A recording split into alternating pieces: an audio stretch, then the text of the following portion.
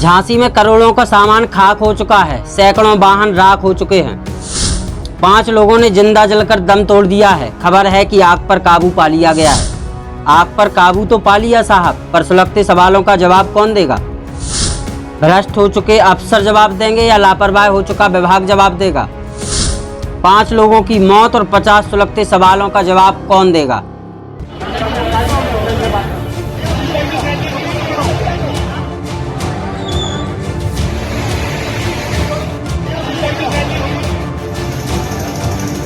पे 25 गाड़ियां हैं जो आग बुझाने के लिए है। आप देख सकते हैं अभी फ़िलहाल आग तो कंट्रोल में है, बट हो सकता है पीछे कुछ फर्नीचर में लगी हो जिसका वजह अभी धुआं निकल रहा है। सोमवार को झांसी की बहुमंजिला इमारत में आग लग गई, जिसमें करोड़ों का सामान जलकर खाक हो गया। सैकड़ों वाहन इसमें जलकर राख हो गए। इससे भी बड़ी बात यह है कि 5 लोगों ने जिंदा जलकर अपना दम तोड़ दिया।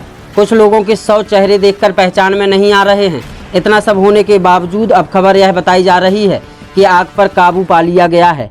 आग पर काबू तो पा लिया गया है, लेकिन कई सवाल अब भी सुलग रहे हैं और भ्रष्ट अफसरों और विभागों के गठजोड़ की दास्तां बयां कर रहे हैं। और इसी गठजोड़ का नतीजा है कि 5 लोगों की मौत के रूप में सामने आया है। इसके पहले कि हम आपको जिम्मेदारों से सवाल और जवाब करना शुरू करें, आप सिलसिलेवार तरीके से सबसे पहले इस घटना को समझ लीजिए। और ललितपुर जालौन का भी फायर इंजन को हम लोग मंगवा लिए थे। साथ साथ डीएम साहब द्वारा दतिया और शिवपुरी तक बात करके दोनों जगह से भी हमारा फायर इंजन आ गया था। दरअसल सोमवार की सुबह करीब 3 बजे झांसी के सीपरी बाजार में स्थित इस बहुमंजिला इमारत में आग लगने की खबर मिलती है। 15 मिनट बाद ही 3:45 पर अग्निशमन विभाग को इसकी सूचना दी जाती है। सूचना के 40 मिनट बाद दमकल की गाड़ियां वहां पहुंची और 10 मिनट बाद वहां पर आग बुझाने का काम शुरू किया गया।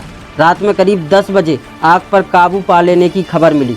बताया जा रहा है कि 1 घंटे बाद दमकल कर्मी इमारत के अंदर दाखिल हुए, लेकिन इतनी देर में सब कुछ स्वाहा हो चुका था और 4 लोग जिंदगी से जंग हार चुके थे। खबर आई कि आग पर पूरी तरह से काबू पा लिया गया है, लेकिन अब सवाल सुलग रहे हैं। तो आग लगने के बाद मौके पे तुरंत दोनों सीओस को भेज दिए गए थे। 15 मिनट में मैं पहुंच गया था। पहला सवाल यह है कि जिन संसाधनों के सहारे अग्निशमन विभाग इस भयावह आग को बुझाने निकला था, वह इतने फुके हुए क्यों थे?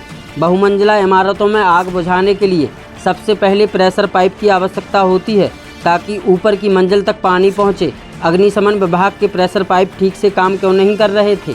आग के कारण आसपास भारी धुआं उठ रहा था। दमकल कर्मियों के पास एंटी स्मोक मास्क क्यों नहीं थे? उनके पास एंटी फायर उपकरण क्यों नहीं थे?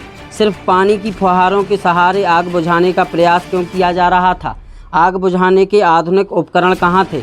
नियम है कि किसी भी बड़े महानगर के अंदर कमर्शियल बिल्डिंग को अग्निशमन विभाग से एनओसी की आवश्यकता होती है। उसमें फायर सेफ्टी के पर्याप्त इंतजाम किए जाने होते हैं। फायर फिटिंग भी अनिवार्य होती है।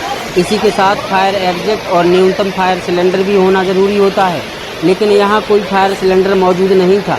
तो फिर इस बिल्डिंग को अग्निशमन विभाग ने एनओसी कैसे दे दी? यदि इस बिल्डिंग को एनओसी नहीं मिली तो इसमें व्यावसायिक गतिविधि कैसे हो रही थी? जब आग शुरुआत में हम लोग देख रहे थे कि फ्रंट पोर्शन में लगी हुई थी, क्योंकि दुकान के अंदर इलेक्ट्रॉनिक आइटम्स और कुछ फर्नीचर्स है, तो धीरे धीरे आग पीछे तक पहुंच गई है। दूसरा नियम यह है कि किसी भी कमर्शियल बिल्डिंग का नक्शा पास तभी होता है जब उसके आसपास फायर ब्रिगेड की गाड़ी पहुंचने के लिए न्यूनतम जगह छोड़ी गई हो, गाड़ी खड़ी करने के लिए भी जगह हो। अलग अलग बिल्डिंग के बीच गैप होना भी आवश्यक है, लेकिन यहाँ ऐसा कुछ भी नहीं था।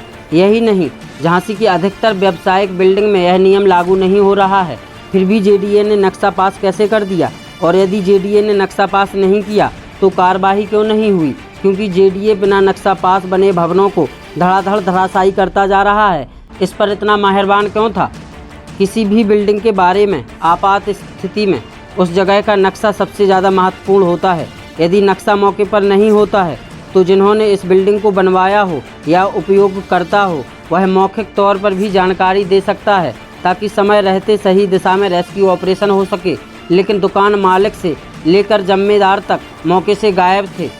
और सबसे बड़ा सवाल यह है कि झांसी में हुए इस भीषण जानलेवा अग्निकांड में जो सवाल सुलग रहे हैं, उनका जवाब कौन देगा?